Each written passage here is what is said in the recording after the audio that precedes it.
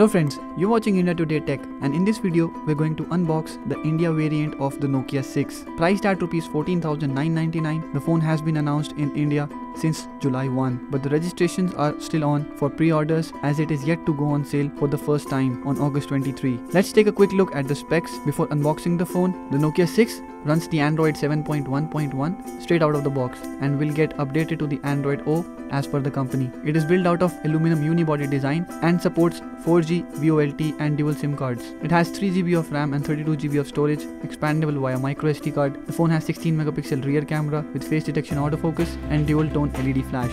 At front there is an 8MP camera that can record full HD videos. The chipset on the phone is a Snapdragon 430 which supports 64-bit OS but is inferior to the Snapdragon 625 that we saw on the Moto G5 Plus at the same price. But the phone comes with a bigger 5.5-inch Full HD display topped with Corning Gorilla Glass 3, and in addition to stereo speakers, there is a smart amplifier and Dolby ATMOS technology for better audio. The battery not mentioned here is of 3000 mAh capacity. Also note that the MRP on the box is 17,199, which may have been the price if the phone would sell offline only. Okay, so let's take the phone out of the box. The phone is available in black, blue, silver and copper colors, and there is an art black version. This is the matte black variant as you can see, but irrespective of the color, the build quality feels amazing. It is a full metal unibody design, the back is also metal and there are antenna lines on the top and bottom blended nicely with the design. It looks one of the premium devices we have seen in this range, and in fact it doesn't look at all like a 15,000 rupee phone.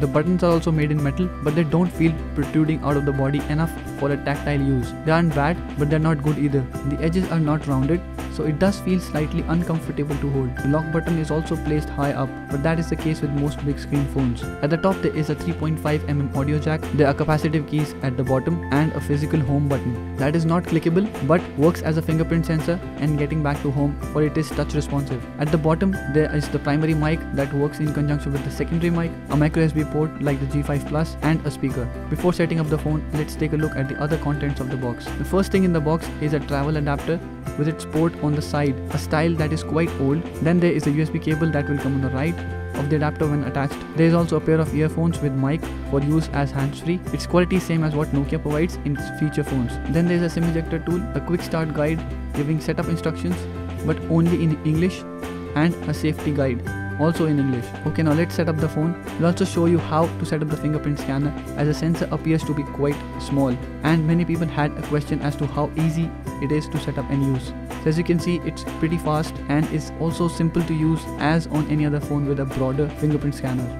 The phone has a 5.5-inch display and is fairly big to hold and use in one hand, but it is also surprisingly very light thanks to its aluminum metal body. Though Nokia 6 doesn't have a high-end chipset, it does run the stock interface. So let's quickly check how fast the phone is when it comes to app launches and multitasking in daily use. Some heavy apps, as we see, do take time in loading, but once they are open, switching between the apps is fast.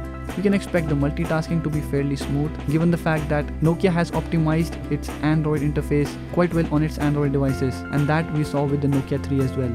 Some features on the interface include multi-window, built-in Google Assistant, minimal bloat or third-party apps, some gesture features like double tap the lock button to launch camera, a few motion gestures, and all the latest security updates to the Android 7.1.1. There are some other customizations as well, like increasing the size on the display text to make it more legible, or increasing the time for the backlight on soft keys. It can also be put on always on, but that will consume more battery. Nokia 6 also has NFC for tap to pay, and you can install and set up UPI payments app for paying to merchants with touch enabled POS units. The phone has 32GB of storage, of which around 10GB is used, while there is more than 1GB of free RAM available in usual cases. Now let's quickly check the display quality on the phone. We are running a 1080p video, that is the maximum resolution the display supports. As you can see, the colors are rendered quite nicely and pop out well. More importantly, the display is much more crisp than the 720p screens that we've seen on some Oppo and Vivo phones in this price range. Though at first you would feel that the brightness is lacking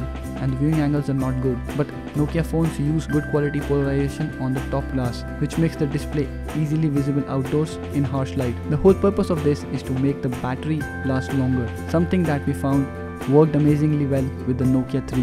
Now let's quickly check the camera on the phone. Firstly, the autofocus on the rear camera is fairly quick, responsive and sharp. There is slight shutter lag, but it's not high even when using the flash. But once in a while, the phone takes a pause before registering the photo and getting ready to take the next. These are some places where you would see the underpowered processor creating a bottleneck on the overall performance of the device.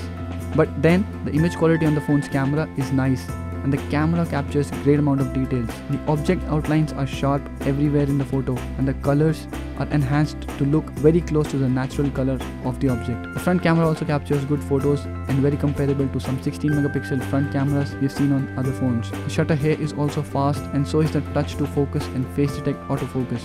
Overall, our first impression of the Nokia 6 meets the expectations that Nokia created with all its marketing hype. It does make a strong comeback indeed with Android, and does much better than many companies selling Android phones since years. The display is worthwhile, and so are the cameras. The interface is amazingly optimized, and there are close to no gimmicks. It delivers what it promises. Stay tuned for our full review where we tell you if it is the best phone you can buy under 15,000. If you have liked this video, give it a thumbs up and share it on your Facebook. Subscribe to our channel for more such videos. Thank you for watching.